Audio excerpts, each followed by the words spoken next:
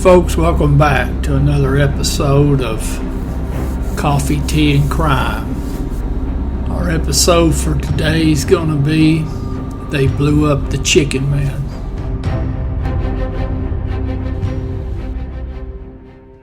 Anybody that's a fan of music is probably familiar with a song by Bruce Springsteen called Atlantic City.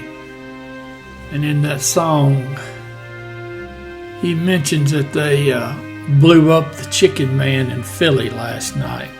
Now they blew up his house too. As we're going to find out in this episode, that was a real event. It really was a Chicken Man. Springsteen, when he wrote that song, he was conveying about the issues going on in the city of Philadelphia. Now, the Chicken Man, his real name was Phillip Testa. Now, he was known as the Chicken Man for a couple of reasons. One, he was involved in the poultry business, but also he had a pockmarked face. Now, it's believed these pockmarks were caused by a really bad case of the chicken pox when he was younger, and that the scars never fully healed. Now, he also had another nickname. He was known as the Julius Caesar of the Philadelphia mob. Now, before we can get to the death of the Chicken Man, we're going to have to back up about a year. You see, the Chicken Man, he was a part of the Philly mob. Now, the head of the Philly crime family was a fella named Angelo Bruno. Now, he was known as the Gentle Don.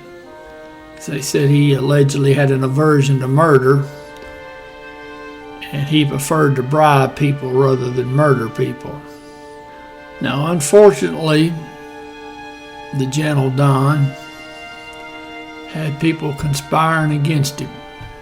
One of those people was his own consigliere, which is nothing more than a fancy word for someone who's your advisor, who you trust. And his name was Antonio Caponegro. Now, he went by the nickname Tony Bananas. Now, unfortunately, Tony thought the operation needed to be run a little different, and even though he was in a very trusted position, he decided he wanted to try to run things himself. Now, allegedly, he spoke to someone with the commission. Now, the commission are the 5 families in New York, and you have to get permission from them to kill somebody, and especially if you're talking about killing a Don. Now, he thought he'd got that permission, at least that was his story later. So he's gonna bump off his boss, because you see, Tony's into the drug trade and he wants to expand it. So now he gets some of his guys and they assassinate Angelo Bruno. That's March 21st, 1980. Now, the Gentle Don is parked outside of his little house there on Snyder Avenue, 934 Snyder.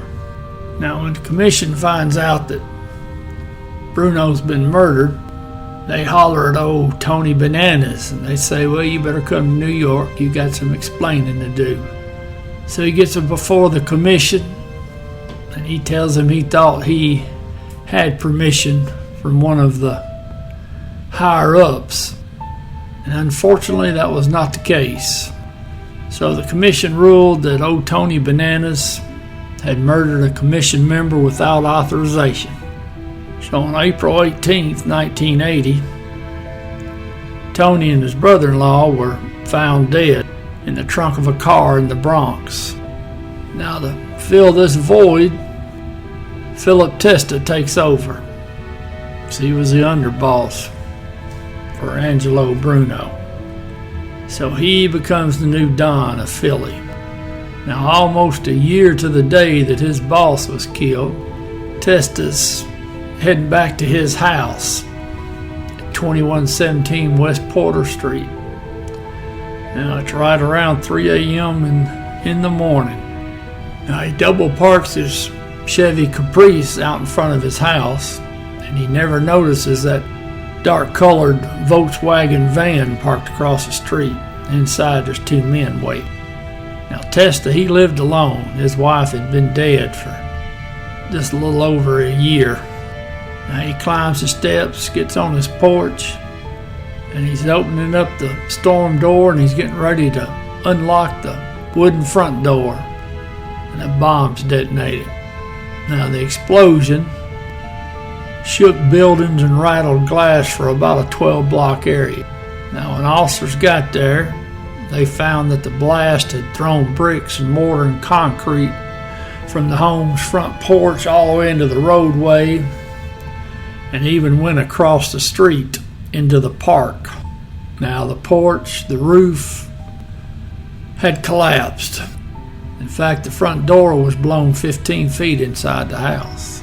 Now, there was a 30-inch wide crater punched through the 6-inch concrete floor of the porch. Now, old Chicken Man, he was tough. He was still alive. He was badly burned, and his clothes torn and burned, and his lower body was described as being mangled.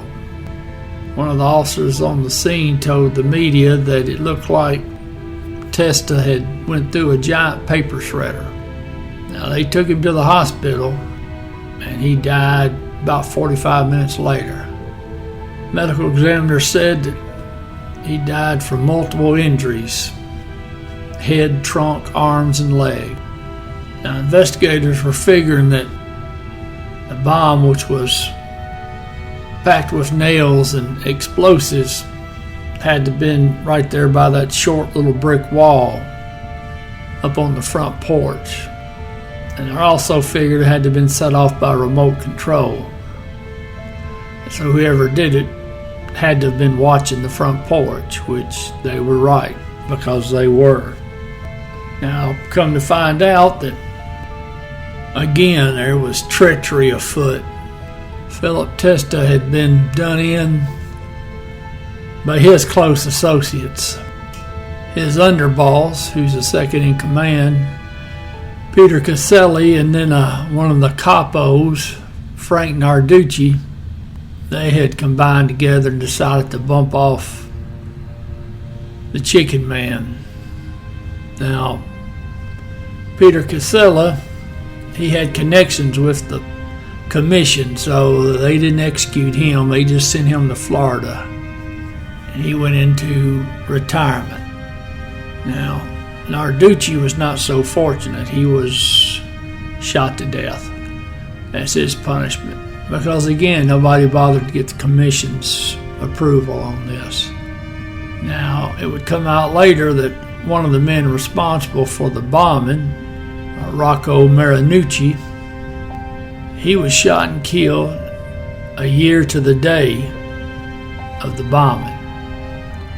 Now, they're pretty sure that Salvador Testa, the son, had avenged his father's death, and he'd waited till the anniversary.